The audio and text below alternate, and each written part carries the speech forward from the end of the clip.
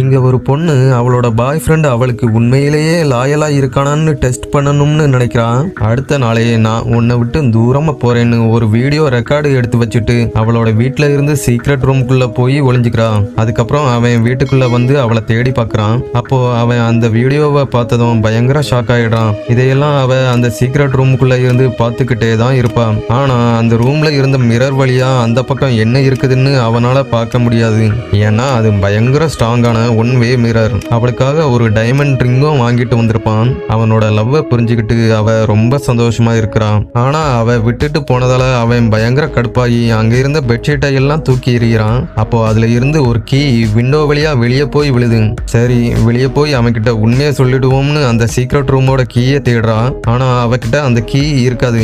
ஏன்னா வெளியேயே அந்த கீயை கவனிக்காம விட்டுட்டு வந்திருப்பான். உடனே அவன் பயத்துல போனை எடுத்து அவனுக்கு கால் பண்ணி பார்க்கறான். ஆனா அந்த சீக்ரெட் ரூமுக்குள்ள சிக்னல் இல்லாததால போனும் பண்ண முடியாது. அதுக்கப்புறம் அந்த கண்ணாடி டோரை வேகமா தட்டி பார்க்கறான். ஒரு சேரை எடுத்து உடைச்சும் பார்க்கறான். ஆனா கொஞ்சம் கூட அது உடையவே இல்லை. அதோட சத்தமும் வெளியவே கேட்காது.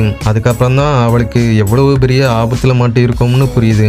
அங்க ஒரு சீக்ரெட் ரூம் இருக்குதுன்னு அவன்கிட்டயும் எப்பவும் சொல்லி இருக்க மாட்டான். அவனும் எல்லா இடமும் தேடி பார்க்கறான். போலீஸ் கிட்டையும் கம்ப்ளைண்ட் கொடுக்கறான். ஆனா அவ நான் விருப்பப்பட்டு தான் போறேன்னு செல்ஃப் வீடியோ எடுத்து வச்சுட்டு போயிருந்ததால அவங்களும் கேஸை எடுத்துக்க மாட்டேங்கிறாங்க. இதனால அவன் மனசு உடைஞ்சி போயிடுறான். அந்த பொண்ணாலையும் எதுவுமே செய்ய முடியல. அப்படியே கொஞ்ச நாள் போகுது.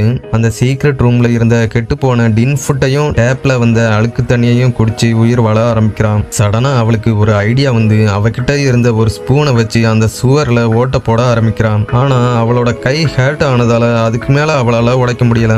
அதுக்கப்புறம் கொஞ்சம் கொஞ்சமா அவன் அவளோட நினைப்புல இருந்து வெளியே வர ட்ரை பண்றான். அந்த டைம்ல அவன் கூட ஒர்க் பண்ற ஒரு பொண்ணு இதுதான் டைம்னு அவனுக்கு ஆறுதல் சொல்றான். அவளுக்கு அவன் மேல ஆல்ரெடி ஃபீலிங்ஸ் இருந்திருக்கும். உடனே அவ ஒரு பீர் அடிச்சா மனசு சரியாயிரும்னு சொல்லி அவனை குடிக்க கூப்பிடுறான். அவனும் ஓகே சொல்லி அன்னைக்கு நைட்டு வெளியே போய் அவ கூட சேர்ந்து சரக்கடிக்கிறான். போதை ஓவர் ஆனதால அவ தான் அவனை வீட்டுக்கு கூட்டிட்டு வந்து படுக்க வைப்பான். அன்னைக்கு நைட்டு ஃபுல்லா அவன் கூடவே தங்க முடிவு பண்ணிடுவான். இதையெல்லாம் பார்த்த அவனோட கேர்ள் ஃப்ரெண்டு எதுவுமே செய்ய முடியாம கதறி அழுகுறான். அங்க இருந்த பொருட்களை எல்லாம் தூக்கி போட்டும் உடைக்கிறான். இதோட அடுத்த பார்ட் வேணும்னா மறக்காம சப்ஸ்கிரைப் பண்ணிட்டு பார்ட் 2 கமெண்ட் பண்ணுங்க.